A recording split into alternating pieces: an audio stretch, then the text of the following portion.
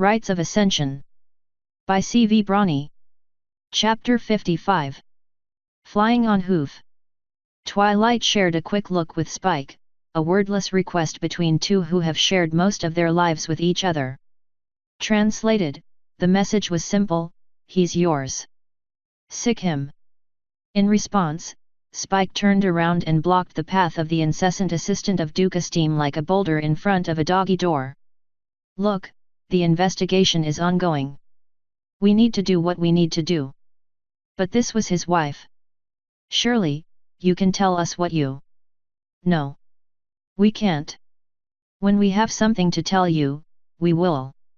Until then, everything is on a need-to-know basis, and right now, you don't need to know. The little stallion flared his wings like a foal having a tantrum, and fluttered them hard enough to make a breeze in the hallway. Now see here, you insolent. Twilight had to turn away to hide her smile as Spike grabbed the pony by the lips, two claws clamping down from opposite directions. If he had done it a little harder, the Duke's seneschal would have a couple new spots for lip piercings.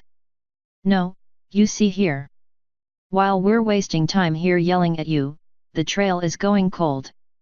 We're going to Fort Hurricane to plan our next move and get reinforcements, and you're going to stay here with the Duke. You don't have a security clearance. I just freaking met you, I don't know you, you're not coming with us no matter how many times the Duke says otherwise.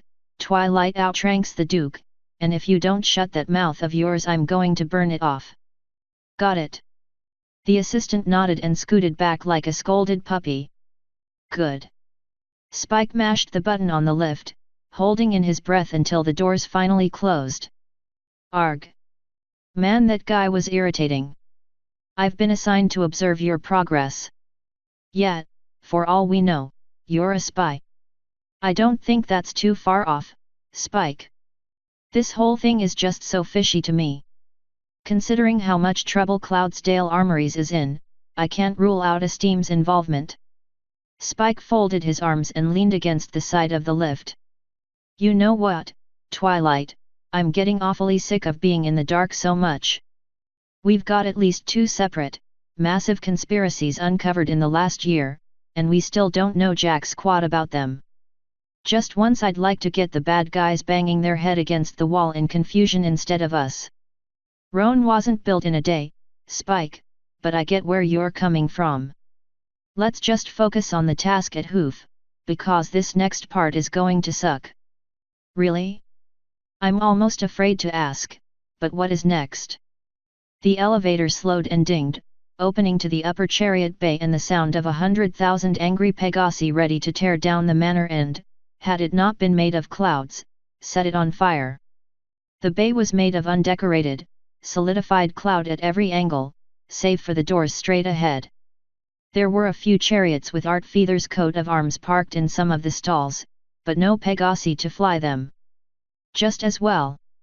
With that livery they'd be flying targets, Twilight thought. The one ready to launch, however, was Princess Luna's. Good tidings, Lady Sparkle. Blood Moon gave her a bow. Captain Dash is being treated as we speak. Since we are out of contact with the princess, I have been assigned this chariot to ferry you to your destinations for this mission. Twilight looked around for other ponies for a moment, but found none. Great.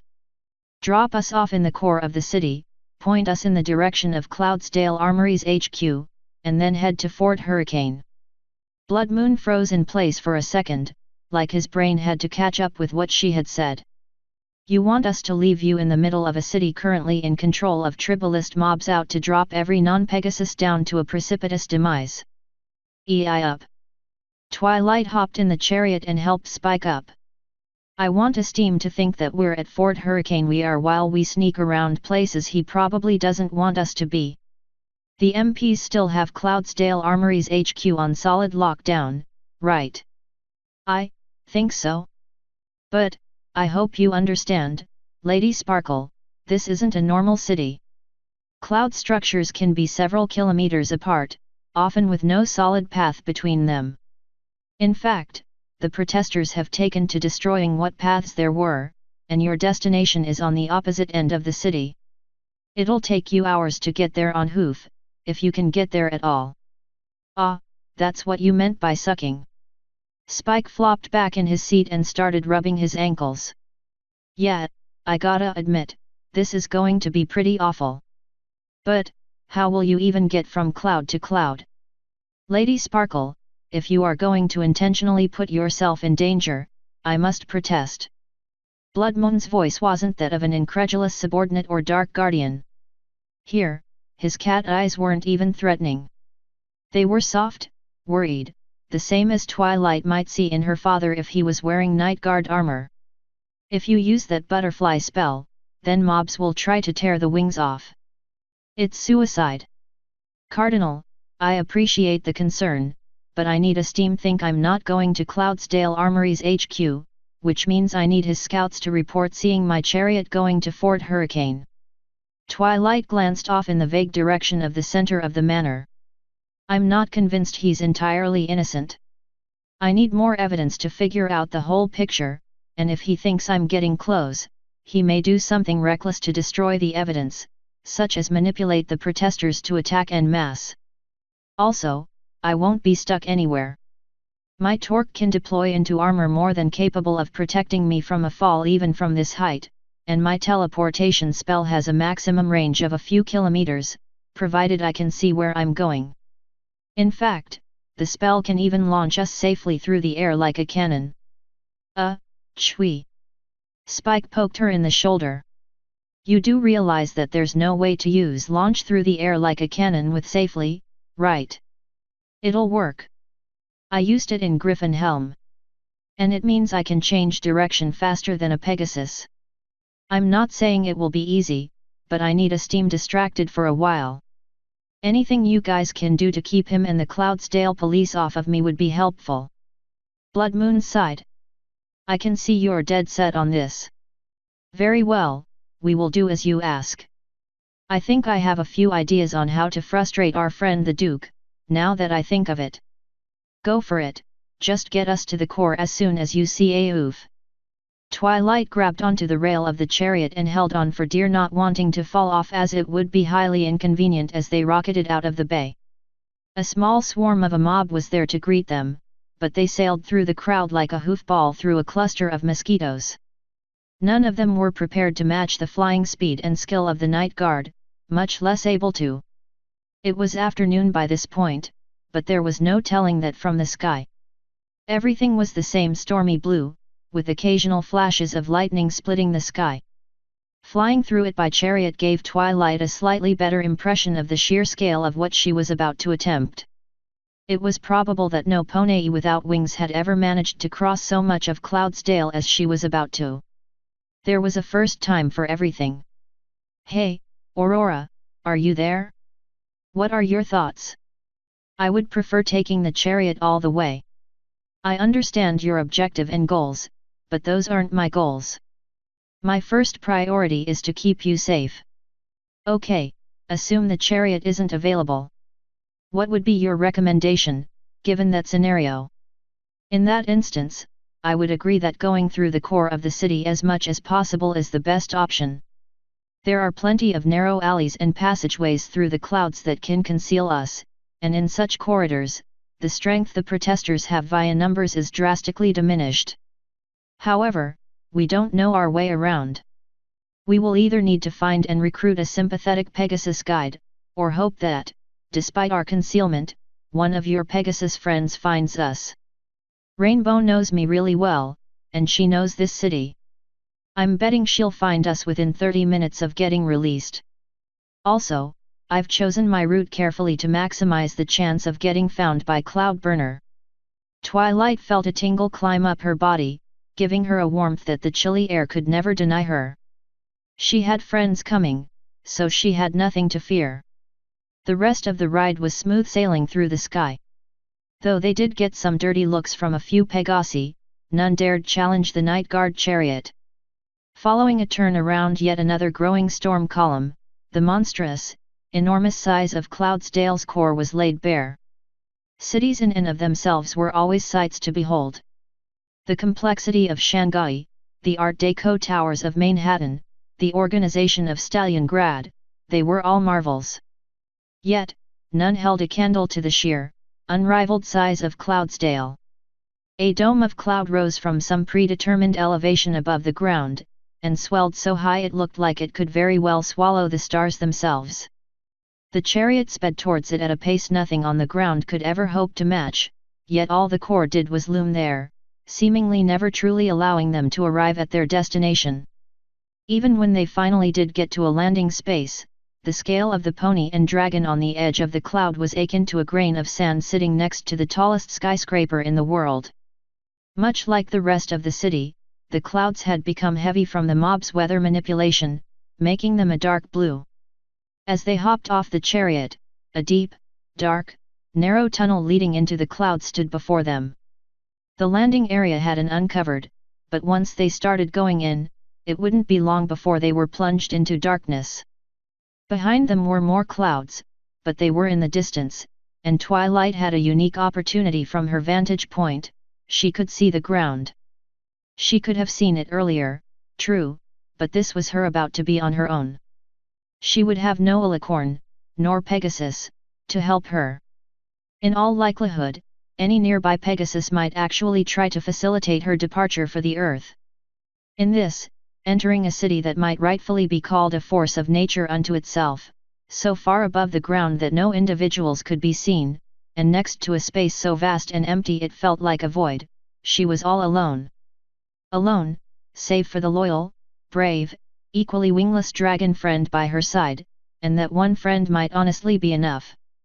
Blood Moon landed himself on the rear seat of the chariot and peered down at them. "Are you sure you want to go through with this, Lady Sparkle? It's not too late to change your mind. Again, we are happy to take you wherever you need to go." "I'm sure, Cardinal. Again, I really do appreciate the concern, but I've made up my mind. We're sneaking through the core. If you really want to help, find Rainbow and let her know where we are, then make sure Esteem doesn't know what I'm up to. Maybe, after a bit, start spreading rumors of sightings of us away from our real target. Anything you can think of to help us and mess with the Duke." "Very well. I wish you luck, as I'm afraid you will need it." Blood Moon turned away for an instant, then swung back around. "Oh. Pardon me, I almost forgot. The Pegasus you sent me to find was not at the restaurant, but his family was. I left a message with them, and they said he would return and read it shortly." Twilight exhaled some of her tension as a tiny bit of weight lifted off her shoulders. "That's good. We'll have one more ally looking out for us then." "Thank you, Blood Moon." He gave her a nod and a smile. "Please, call me Bloody." Every pony, Twilight, Spike, even the two charioteers, looked at him like he had just dumped a goldfish bowl on his head and proclaimed himself king of the sea monkeys. "No? Damn it, you're right, that's a terrible nickname." Yeah." Spike scratched his head, and given his pointy claws, Twilight wished he'd scratch her head too, because what had been said was so weird she needed it. "No way in hell we're calling you that. Blood Moon is short enough, dude."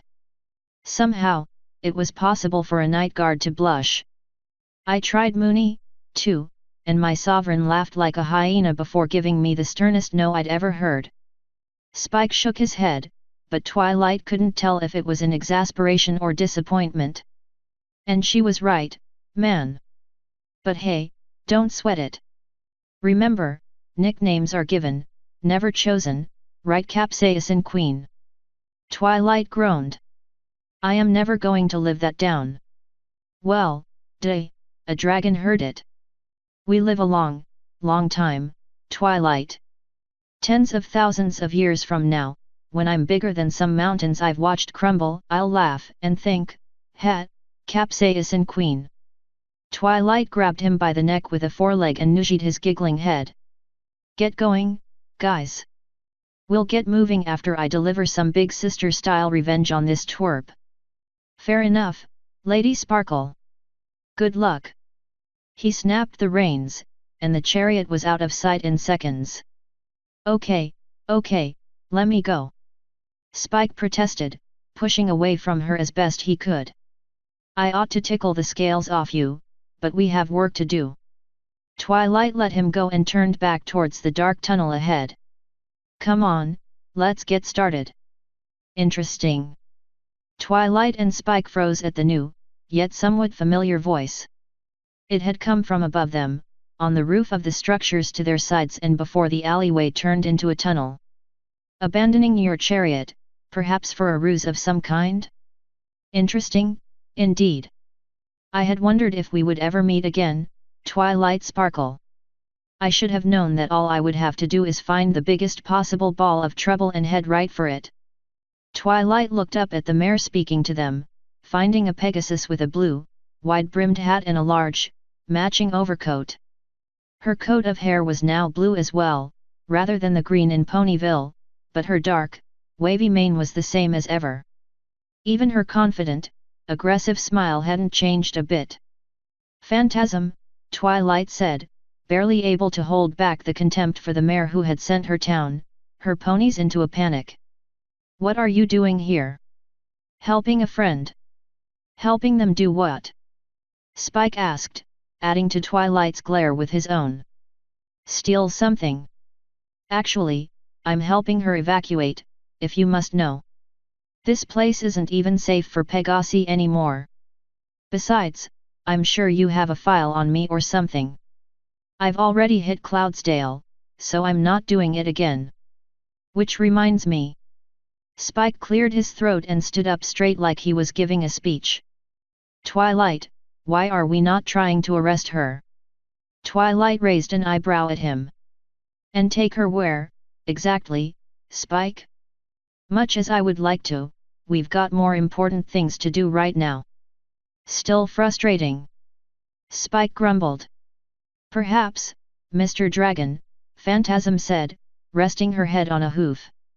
But I'm only even willing to come by and chat because I know she can't arrest me at the moment.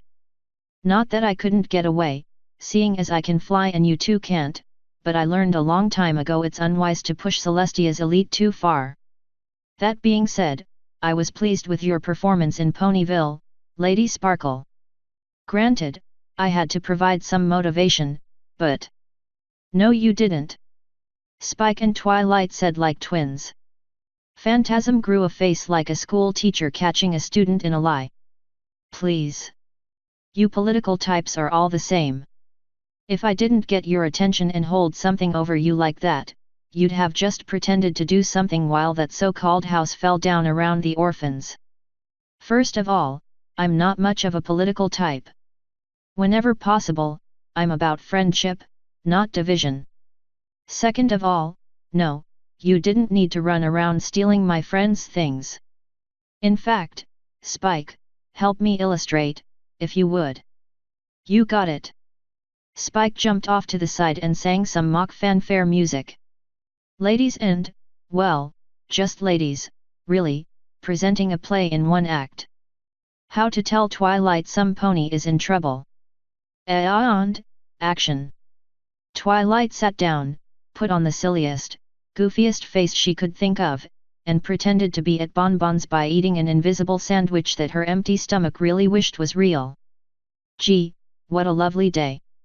I'm sure glad to be back in Ponyville with all my friends. Oh, what is this? A mysterious stranger is asking for my attention.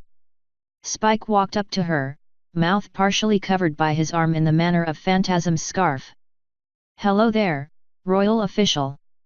I am a concerned citizen, and not in any way a pretentious thief. I have reliable information and great concern that Ponyville's new orphanage may be unsound, and could collapse at any moment. In fact, I think the company that made it is super corrupt and mobbed up the yin-yang. You should check into it as soon as you can. I don't think that building will survive today's storm. Twilight stood up and feigned the most ludicrous pose of concern sure could muster. Oh, my! That is a matter most grave indeed, citizen. I will look into it right away. Spike pretended to pull some curtains closed. End, scene. Ta-da! They both yelled, dropping into a bow. Seriously? You expect me to just believe that? Phantasm's eyes all but burned a hole in the cloud under Spike and Twilight. I had to do what I did. You know how many ponies I tried to do that exact thing with to warn them?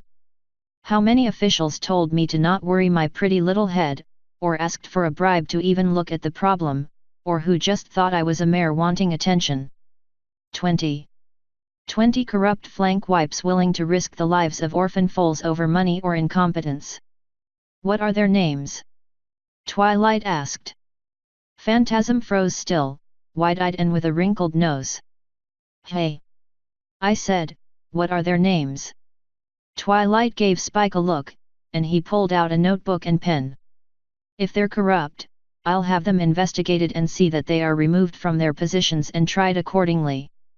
And, just to make sure, if the agents I assign to the task fail to find evidence, once I have time I'll perform the investigation myself. Phantasm blinked. Just like that. Just like that.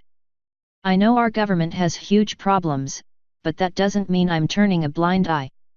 I do what I can, when I can, to help make this a better place for my ponies. And this is one of those things I can take direct action on, if you'll help me. You really expect me to believe you? I have a lifetime of experience telling me otherwise, Sparkle.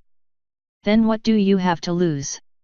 Twilight's expression turned cool as the breeze blowing through her mane. Tell me the names. If nothing ever happens, you get to be proven right. If I fulfill my word, you get revenge on those who wouldn't listen to you. It's win-win. Phantasm looked down on her like a panther holding contempt for prey, crouching as one about to strike. Fine, we'll play it your way.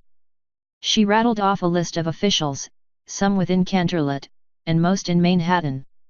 All were recorded in Spike's notebook, ensuring an appointment under a bright spotlight. There. Give me a little time, and I'll look into this. Cloudsdale comes first, though. It's a mess out here. Phantasm nodded. One of the few things we can agree on, certainly. I once loved this city. It's just a memory to me now. Hey, Phantasm. Are we going or what? Phantasm disappeared from the edge of the cloud in a puff. I told you to stay back until I'm done. Wait a minute, Twilight said. I think I know that voice. Do you recognize it, Spike? I think so. Want to check it out? Definitely. Grab on. Twilight sparked her way through reality once Spike was on board, popping back into existence on the upper cloud next to Phantasm and another Pegasus, this one hitched to a large cart covered with a tarp. She was yellow with a frazzled, cream-white mane with black highlights, and a BQD mark. She was also definitely a Ponyville native. Honeybee. What are you doing here? Twilight glanced back and forth between her and Phantasm, then went to the cart. I thought you said you weren't stealing anything this time. Way to go, Honeybee. Phantasm mumbled. Now she knows we're connected. I'm sorry. I didn't know, and I was worried. You were taking so long, and some ponies started to stare at me. I had to move. Ugh. Fine. No going back now. And, for the record. Phantasm tore off the tarp on the cart, revealing an entire load of jars of all kinds of honey, from apricot to wildflower. We aren't stealing anything. Honeybee dipped her head down, ears flat against her head. I only have a little stand and studio apartment in Ponyville, so I keep most of my stock here in Cloudsdale. But I can't anymore. They're breaking up our clouds, tossing our merchandise. Phantasm was just helping keep me safe while we ran. Twilight closed her eyes and took in a deep breath. Okay. Here's what's going to happen. Honeybee, as long as you promise not to harbor Phantasm, I'll let this issue drop, and you can go on your way. If I find out you're helping her, though, I will have to investigate further. Honeybee stepped back a pace or two, head still low and scared. Really? You'll let me go? I know you, Honeybee. You're not a crook. Phantasm stuck out her tongue. Neither am I. I'm a thief. There's a difference. Thank you, Lady Sparkle. Honeybee dropped to the cloud as best her attachment to her cart would let her. We're neighbors, Honeybee. Call me Twilight, same as always. Okay. Enough with the sappy stuff already. Phantasm flared out her wing and gave Honeybee a slap on the flank. Let's go. This place isn't getting any safer. Right. Honeybee took off to the sky, Phantasm close behind. Thank you. Avoid the duchy manor. Twilight yelled out, getting a wave in response. Hope they heard me. Ready to get going, Spike? Yeah. I'm ready. Let's see if we can't find a tavern or something to get some food on the way. Maybe one with a non-Pegasi welcome sign. Or at least a we don't like unicorns but we'll be nice to them if they have a fire-breathing dragon sign. Spike hopped back down to the pathway, wiping water off his armor afterwards. I'm famished. It'd be a big risk being seen like that, but if there's a window open and we can see food, I'll try to use magic to swap it for some bits. Barring that, though, we press onwards. And to think, this is just a tiny slice of the core. Twilight stepped out into the afternoon sun, though it was blocked by a thin layer of cloud, tinting everything blue. A pie-slice-shaped chunk of the core of the cloud was hollow ahead of her, and it was as if a normal, average town was hidden, nestled away inside Cloudsdale's massive form. The only main difference was that this town's buildings were all made out of clouds.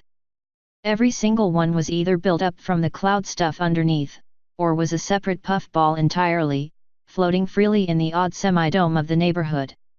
The built-up structures looked, for all intents and purposes, like a normal large town, except for what they were made of. They also benefited from a shared water and waste transport system in the layers of cloud underneath, again much like a normal town. There was even a road grid for non-Pegasi, not that Pegasi had any problems bypassing it entirely, but equestrian law demanded it when practical. There was a large central road leading through the neighborhood, with many other smaller roads crossing it in a wide arc. Most of the way down the road, however, was something there shouldn't be, a fire. Protesters had amassed flammable objects in the center of the town and set them ablaze. Smaller fires dotted the distance, too, adding a reddish tint to the sky. Whoa! Even this place isn't safe. Spike knelt down and felt the cloud making up the ramp ahead of them. It hugged the interior cloud wall of the town, and descended to street level. From where they were, at the top, they had a wonderful vantage point to view the chaos taking place in the distance. Look at this! The clouds have been thinned out here. Any non-Pegasus walking across it without a fully charged, premium quality amulet would fall right through. Possibly to their death. Twilight took a tentative step forward and planted a hoof firmly in the cloud, feeling it sink down but ultimately support her. Looks like Pegasi can walk it just fine. What about you? Spike matched her movement, also sinking a bit into the cloud. It's like really thick snow, but I'm fine. Celestia didn't skimp on our armor, that's for sure. Good to know. I'd rather not lose my number one assistant to flimsy craft's ponyship. In fact, I bet I could. Stay here a second. Spike rubbed the tips of his claws and licked his lips while eyeing the cloud wall. I'm gonna try something. Twilight felt a twinge of nerves run through her stomach. Okay. Hopefully not something that'll get you killed. Nat, if it doesn't work, I'll know right away. Here we go. Spike punched at the wall, sinking his razor-sharp claws into the vaporous material. Whatever he did, exactly, he had a firm grasp. The next punch was higher, as was each one after that. Spike proceeded to literally claw his way up the side of the wall using nothing but his hands until he was roughly 7 or 8 meters up. Looks like every pony is out there, being an unruly mob. Over here, it's quiet. I bet if we stayed up against this cloud, we could sneak past. Good idea. Twilight yelled back. But you should get down before you're spotted. Spike let go of the wall, falling straight down and landing with a muffled thump, then banged his armor with a fist. Feather fall spell works great. Knows just what speed I can handle. Which is about 3 times faster than my heart can take, Twilight said, trying to calm the rumba going on in her chest. Avoid doing that if you can. I'd rather not die of a heart attack. Hat. Sorry. He chuckled sheepishly. Let's get moving. We still have a lot of ground, cloud to cover. Twilight walked down the ramp, looking every which way for ponies that might spot her. Random Pegasi seeing her weren't necessarily a problem, but could become one if they were networked with the Duke or decided to start a fight. Even so, the only ones she saw were dots in the sky fluttering about the clouds and smoke, much too far away to see what, let alone who, she was. The city being so big means that ponies are spread out, less likely to bump into us. Twilight picked up her speed as the clouds solidified and gave her better footing. The bottom of the ramp met the end of the main road. Ahead was a slow fade from storm blue to fire red as it got closer to the bonfires set by the protesters. To her left and right were smaller roads along the wall, each dark and abandoned, perfect for sneaking. The right one, however, would take her closer to her destination, so onwards they went. Spike jogged alongside Twilight to keep pace with her fast trot, not once getting winded. You've come a long way, Spike. I'm proud of you. Twilight felt the warmth and pride well up inside her as they marched, thirsty and famished, but steadfast. The air was smoky, yet cool and damp. The alley dropped deeper into darkness as they moved and smoke built up in the dome to obscure the sun. Spike's stomach was starting to get as loud as Twilight's as they neared the end of the road and closer to another tunnel. Hey, Chui? Is that a sign for a tavern? Think we could see if they have a welcome sign for non-Pegasi? Or food lying around in plain sight? We have to try to not be seen more than a moment. A random report or two making it to a steam will just confuse him, which is fine, but too many solid sightings of us will given him a way to figure out where we're going. But, we might be able to do it this way. We'll take a peek in a window or something. If you spot food, let me know, and I'll try to swap it for some bits. Twilight leaned a bit to her left, crossing the road and making her way to the last building before the tunnel. It was more a dive bar than a tavern, with neon lights of beer and cider brands adorning the windowless walls. The neon signs buzzed like static, while a rather dank smell permeated the roadway outside. The door was just a piece of lightweight plywood with an open padlock. As they arrived, Twilight's vision turned red, and her blood boiled. She'd never been one to grind her teeth, but she was about to pick up the habit at this rate. The only reason she hadn't screamed and stormed inside was her present need for stealth. You have got to be bucking kidding me. A wooden door blocked the entrance to the single-story, comparatively tiny structure. Above it were a pair of signs. The first read Wing Warriors Bar. The second, however, was tailor-made to attract an alicorn's rage. No grounders allowed. This includes you, stick brains. And dirt lovers. Get lost. We are a Pegasus bar only. Violators will be tossed out of the city without amulet. Wow! Spike said. They misspelled violators. It's almost worse than that, Spike. Look. Twilight pointed at the edge of the sign, where a wooden molding surrounded the faded lettering. See the wear and tear? That wood hasn't been stained in at least a decade. This sign has been up all that time, and they haven't been fined, sued into oblivion yet, or corrected the spelling. Well, I know just the mayor to take care of that. Spike chuckled as he pulled out the notebook, writing down what they saw. How many bits are they donating to Cadence's charity? All of them. All. All the bits. When I get home I'm going to tear through this place's financials, bank accounts, everything. They're going to have to sell this place when I'm done. Isn't there a legal maximum fine?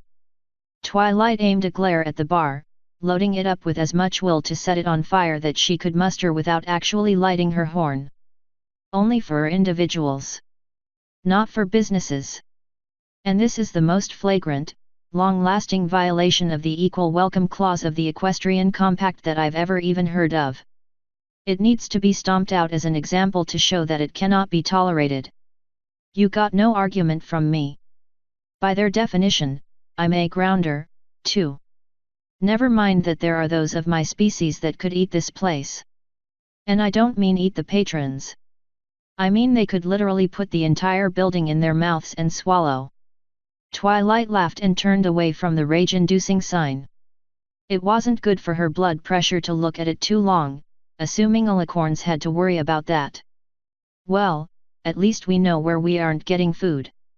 Like I'd ever spend bits at a place filled with tribalist reprobates. I'm honestly surprised that they had the collective brain cells to even make that sign. How they could even manage to run a bar for this long is an even bigger miracle. Chui? Spike asked, looking at something behind her. I think you should know. Not now, Spike. I'm busy insulting the idiots gathering behind me. Twilight turned around, and set her mouth to maximum snark. Oh look, it's a bunch of thugs that think they have something to teach me. The 3 draft stallion Pegasi coming out of the door were wearing blue bandanas on their forelegs, the same color as the frock on the pony she had captured. Each was also wearing bark thread jackets, a kind of dark, tough fabric made from tree bark, along with an obvious bad attitude. The one in the center curled a lip and took off his sunglasses. You's got a problem with our little club here, Grounder. Not really, seeing as it's not going to exist much longer. Why, do you have a problem with ponies that weren't blessed enough to be born with wings, or is it just horn envy? Spike whistled. Wow. You really got her pissed off. Normally she's really, really nice. Which of course means she's about to. Well, the last thing that pissed her off this much was a griffin that she sliced up with burning telekinetic blades. And we were about to just go on our way, too. Nah, don't goes yet. The apparent leader said. Why don't yous come inside and has a friendly drink? A pulse of fear went through Twilight's body, which was the natural reaction she should have had. It plowed through her entire body, spiking her adrenaline. Then, a second later, it hit a brick wall and stopped dead. Why yes, that sounds like a lovely idea. Spike, come on, let's have some fun. Spike's eyes darted to and fro, and his face put on a number of different expressions before settling on one, confidence. Don't worry, little bro. We got this. Twilight's grin as they walked in couldn't have chewed more scenery if she was a goat and the bar had been filled with kudzu, even though her nose wrinkled at the musty mildew smell that greeted her with a punch in the olfactory nerves. She could see, but that was about as much generosity as she could grant the place. Like with many cloud buildings, small tufts of clouds charged with lightning magic served as lights, although these appeared to be about ready to go on strike. To her right was a hook-shaped bar, to her left a group of pool tables, an illegal pair of slot machines, and more neon signs. Several more stallions in bark thread jackets were inside, along with a pair behind the bar. After one last break of pool balls, a record playing an old pop hit was all that reached her ears. One of the ponies sitting at the bar turned and looked at her. His eyes tried in vain to focus on Twilight, and gave off an odor of sweat and alcohol that only intensified with a large belch. Whatever he opened his mouth to say would forever be lost as he slumped over and passed out on the floor. Wow, Twilight said. What are you serving here, strychnine shooters? That guy needs a hospital. He'll be fine, the leader said with a grunt. Now, what exactly is you's problem with our club? Twilight looked him up and down, cataloguing his dye tattoos and watching his face. There was scorn, dislike, even a bit of hatred. You're not the one I'm looking for, really. Let's see, she checked another stallion, then another and another. It wasn't until she arrived at the last one, a Pegasus behind a bar, that she found what she needed. Not the one you's looking for? Stick brain, what you's think? Quiet. I need to speak to him. Twilight hopped in the stool next to her target, staring him right in his eyes. His blue bandana and red, stained bark thread jacket vest hung on him like a part of his skin, battered and wrinkled like the rest of him. His old eyes burned embers at her, and the top of his head had left his mane behind, possibly in disgust. A long grey beard dangled from his chin in a vain attempt to make up for his mane loss. A set of tattered, beaten wings were glued to his sides. And just why do you want to talk to me instead of Flack, Grounder? Because I need to speak with the owner, and you're him. And what makes you say that? Twilight sucked in a breath. This place has seen as much maintenance as your wings, as much cleaning as your clothes, has a blatantly illegal and horrifically tribalist sign out front, and you're giving me the biggest stink eye out of any pony in this room. You are definitely the owner, and probably have crippling self-esteem issues. You've obviously given up on yourself and your business, and you blame anything without wings for your own failures and faults. Big words for a grounder. Flack stepped up behind Twilight and loomed behind her. And I was bout to let yous go if yous apologized. That a fact? Twilight asked, not bothering to turn around. Now I know I didn't just hear you threaten the Grand Mage, Flaky. A rumble of powerful Pegasus magic pulled at Evriponi's mane, sucking in air to a pair of wings and turning it into storm cloud exhaust. The new stallion at the door wasn't like the others. His wings were pristine and powerful, his ski-clad, light grey coat sang of wild clouds roaming the sky, and his metallic blue mane was both mismatched and complementary to his equally metallic red tail. His eyes, though, were by far the most striking. They burned not with hate, but energy, pride, and honor. If I were you, I'd let her go, right now. Retired or not, my oath still binds me. I'll protect her to the death. What the buck you's doin' here, Cloud Burner? Flack picked up the chair next to Twilight and held it over his head. I thought I told yous to stay outta our business. I saw you force Twily in here. You think I'm just going to let you hurt her, you tribalist flank wipe? Enough. Twilight's kick cracked the cheap wood on the bar front. Burner, thank you for finding me, but you're mistaken. They didn't force me in here, and I'm not being held here. She grabbed the owner by the shoulder, turning him so she could see the ice in her eyes. They're the ones being held by me. The other Pegasi in the bar stood up and took a few steps forward, spreading their wings. The shing and snick-snack of blades hidden in pinions chattered amongst them, and those without picked up chairs, bottles, and even pool cues. Lady, yous think you can take us all on? Yous even know how many weapons we got? A soft clank came from Flack's hoof as he tapped the side Twilight's torque with a bottle. Idiot!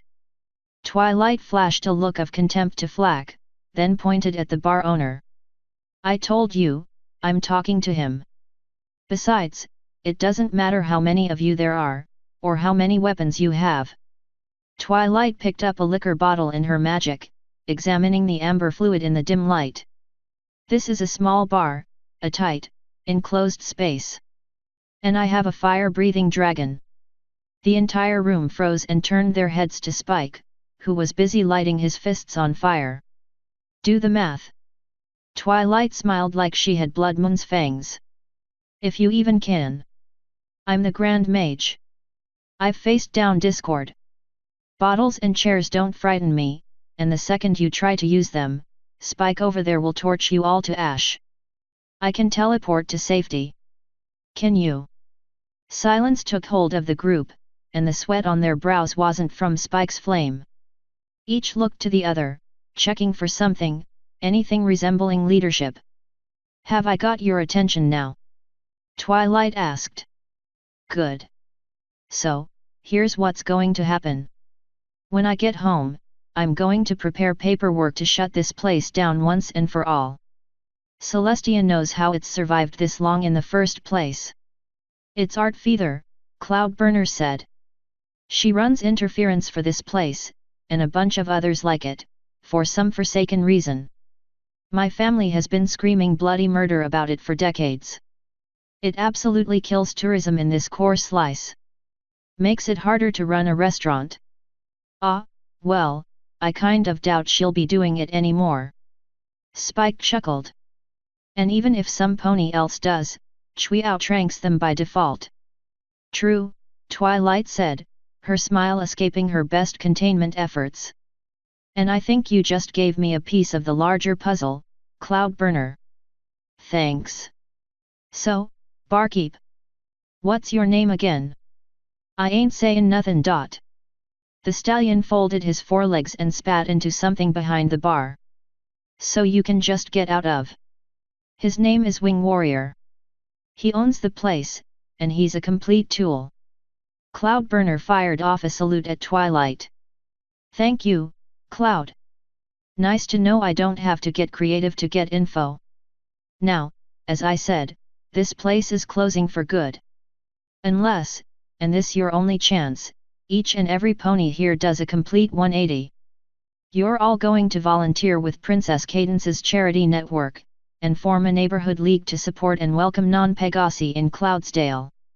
This bar, once cleaned, will be a focal point for the effort.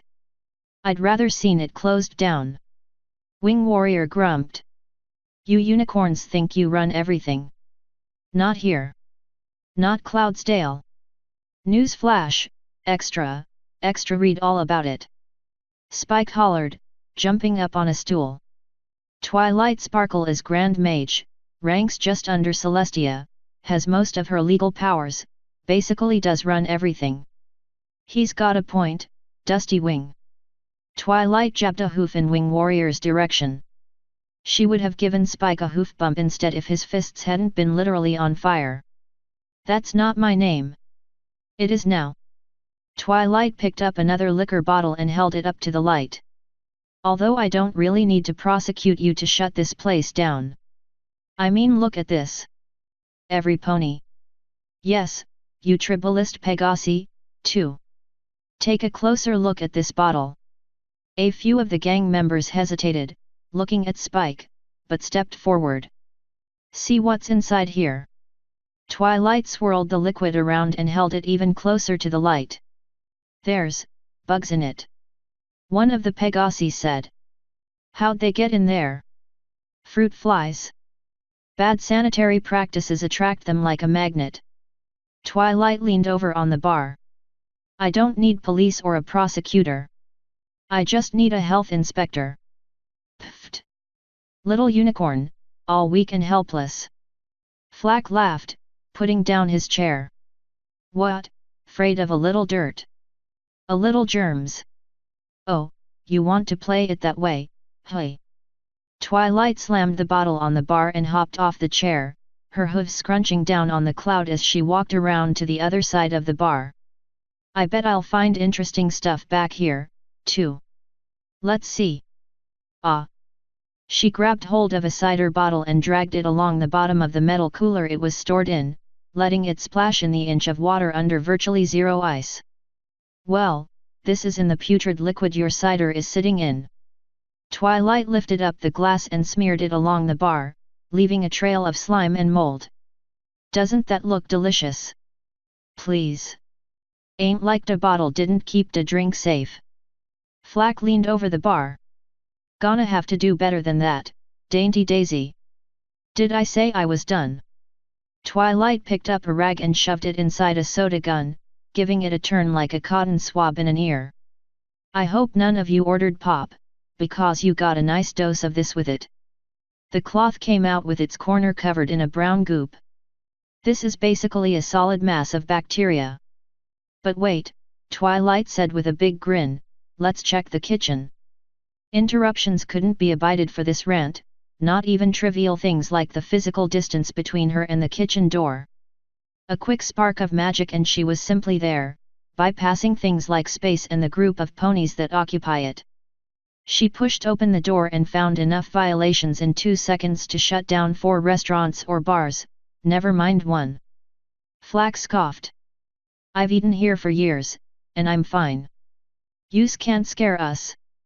I'm trying to open your eyes, Flack. Or maybe, at least, your friends. And hey, look at what we have here. Twilight stood in the doorway, propping it open and addressing her misguided ponies.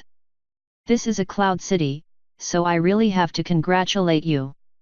It takes some real screwing up to manage to get a freaking dead rat up here. Twilight lifted the rodent corpse by the tail, dangling it for all to see. Flack was barely fazed, but the others were talking, whispering amongst themselves. Wing had his back turned, and Cloud was busy holding in either vomit or a laugh. It was hard to tell which. That being said, it's one thing to have a dead rat in a cloud kitchen, but you really went above and beyond here. I mean, bravo! I'm going to have to do a scientific study on this at some point because the odds are just spectacular. You don't just have a dead rat, you have a whole family of them. Twilight lifted the other 6 rats of varying sizes up, shaking the dust off them to pile on the cloud floor. How in Equus you managed to have and support them long enough that their babies hit at least adolescence I have no clue. One of the Pegasi choked back some vomit, then rushed out the door. The others, save Flack, were looking green around the gills.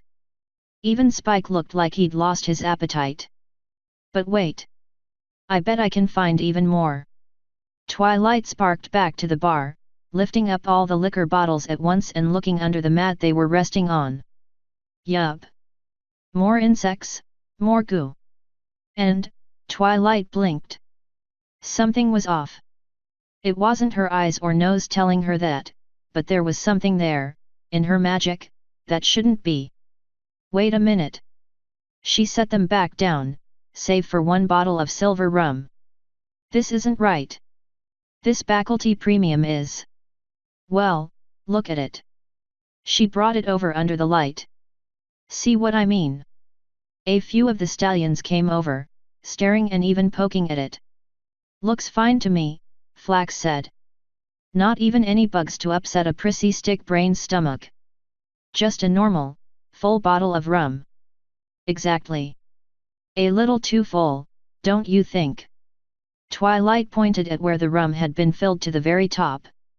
The other ponies' faces became grim, even Flax. Wing, though, was sweating and shaking, even as he refused to turn around. There's only one reason a bottle of alcohol could be that full, Twilight said. And that's if they were refilling it with something other than what was on the label. Cloudburner stepped into the crowd, grabbing the bottle with his own hooves. Cheap booze in place of a premium spirit. Wing, you cheap bastard. You're not just a tribalist scumbag, you're a thief. Crook, Twilight corrected. Still think I'm an ignorant stick brain? It's just as I said. No business owner who has pride in himself would leave his place in a state like this. The Pegasi crowded around the bar, like sharks scenting blood. Many still had their weapons drawn, but they were pointed at Wing, not Twilight. The bartender finally turned around, backing himself up against the wall. Fellas, what are you doing? He splayed himself against the liquor cabinet, as far away as he could be from them. It wouldn't be enough. She's trying to trick you. To divide us. No, that's your MO, not mine. Twilight slid the bottle down the bar and into one of the Pegasi's hooves. We are stronger as a nation, and as a culture, when we look past our differences and work together, regardless of tribe. That's what harmony means. Twilight felt a hoof placed on her shoulder, but it was gentle, not harsh. When she turned to look at Flack, even his expression had softened into something more like cloth than nails. You's going to want to leave, Grounder.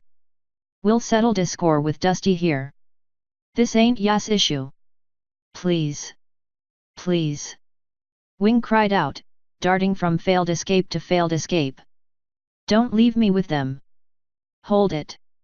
Twilight bellowed, her judgment the only thing keeping her from using the royal canterlet voice. You're not going to hurt him. If you want to screw him over good, there's something else I need you to do. Most of the Pegasi looked at her like she was suggesting they all go juggle flaming chainsaws, but Flack held up a wing for silence. And what might that be? Keep him here, safe, for the next 12 hours or so. I'll send RGIS to pick him up. Until then, stay a while. But, and this is important, you don't discuss this, not even my mere presence, with any pony other than RGIS members, or he'll get off scot-free. In the meantime, I suppose you could enjoy Duty Wing's hospitality. Twilight looked over at the kitchen. If you can stomach it. I suppose we could do something like that. Can't turn down free booze. Flack smiled and popped a toothpick into his teeth. All right then, he'll live. He might not be too happy about what we're gonna do ta dis bar, but he'll live. Twilight glanced over at the whimpering pony and walked out the door, Spike and Cloudburner close behind. Are we really going to leave him? Spike asked, putting out the fire on his fists. If he's connected to Art Feather, I don't know if we can just leave. I know what you're saying. Cloudburner flew up to the tribalist sign and spat on it. But Flack won't tolerate being ripped off like that. He also doesn't want a murder or felony assault charge, though. It'd be his third strike, so he'd go away for life. So I think he'll cooperate. I just wish I had some more personnel supporting me so I could have Wing hauled off right now. Twilight's ear twitched as she heard the plodding of hooves on Cloud that were neither hers nor Cloud's, and turned around to face them. Flack? Is something wrong? Flack exhaled and took off his sunglasses, revealing a scar on his right eye. Just wanted to take a look at things one last time. Maybe pull in the signs, make it look closed. Like it will be, soon. I'm really gonna miss this place. It was a hole, but it was our hole, ya knows. My offer still stands. Do a 180, and I lose the paperwork. Twilight offered a hoof, but Flack shook his head. Can't trust OL Wing anymore. We ain't gonna be back. And, things use don't change that quick, ya knows? Even if use is right bout all that harmony stuff, yas gotta blink and shield yas eyes when yous first step out into the Sunday. Get used to it quick, Flack. This city will tear itself apart without it. Twilight said, taking off down the next tunnel. It wasn't long before all the twists and turns in the cloud took their toll on the light, leaving them with only what could filter through the walls.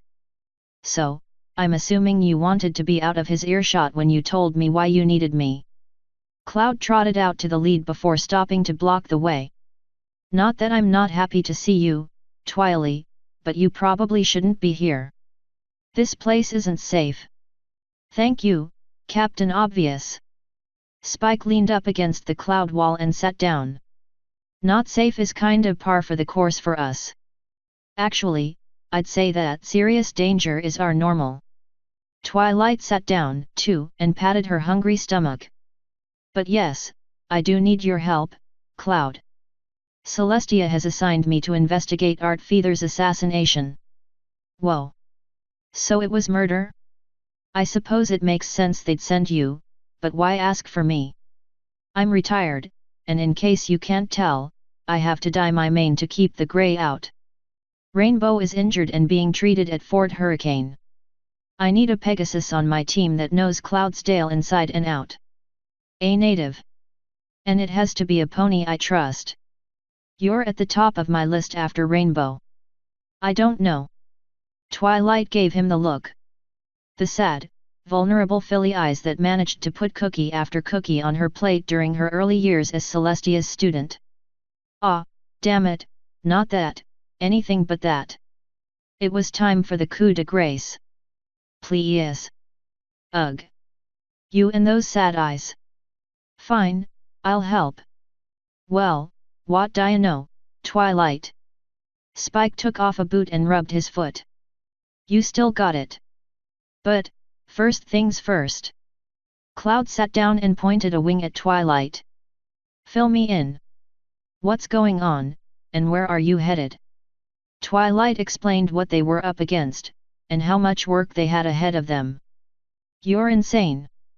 Cloud deadpanned. No pony can make it across Cloudsdale on Hoof, let alone in just a few hours. It would take days, even if it was possible. Oh ye of little faith, Cloud! You should know me by now. I have a plan. Twilight lit her horn and started the calculations for a new shield matrix. Energy flowed around her like ribbons of silk, wrapping her in protection. Spike put his boot back on and stretched. Knowing her, and the fact that she's putting together a shield. It's probably even more insane and risky than crossing Cloudsdale on Hoof in the middle of an uprising. But what's Cloud's eyes darted to the subtly moving clouds in the wall, the ones where wind could be heard behind them, and he sucked in a gasp wholly unbecoming of a day guard soldier. No. No way. Nuh-uh. There's no chance I'm letting you do this. I tried it as a colt and was nearly killed, and the only reason I wasn't arrested was because my dad's account. You'd be safer marching through the protests holding an "I'm an awesome unicorn" neener banner. Twilight turned the eyes back on. Please. No. No means no. I let you do this and Celestia will have me skinned and hung over Canterlot Castle's main doors, or use me as a throw rug. Darn. Finally, a request too big. I guess even the puppy eyes have limits. Oh well, your loss. It would have been easier with a Pegasus to help guide me, but I can do it solo. And I am doing it, with or without you. Cloud flared out his wings, the pinion feathers dancing with magic and lightning. Over my dead body. Dude. Spike whistled at him. Over here. Tight, enclosed space, fire-breathing dragon sworn to protect her. His magic died off, and his wings drooped down. I'm going to be going along, aren't I? Ei up. Spike said. Cloud face hooved. I cannot believe I'm doing this. Author's note. If given a do-over, I probably would have done this chapter differently. But, I hate rewriting things as much as you all hate waiting for releases. So, while I'm nervous about it, I'm letting it loose. You guys have stuck with me so far, so I can't let one potential misstep keep me from pressing onwards. After all, this is writing. I can always retcon if something really flops, and I'll learn a valuable lesson along the way. Practice makes perfect. Regardless, I hope you all enjoy this one. Whatever my feelings on it now, it was a lot of fun to write. Thanks again for your patience in sticking with me. Oh, and I have a real link for the Skype chat now. So now there's 2 chats, one on Discord, one on Skype, that anyone can join. There's also the patron-only chats, where Patreon supporters can talk with me and give me feedback on the previews I hand out there. Until next time. CV. End author's note.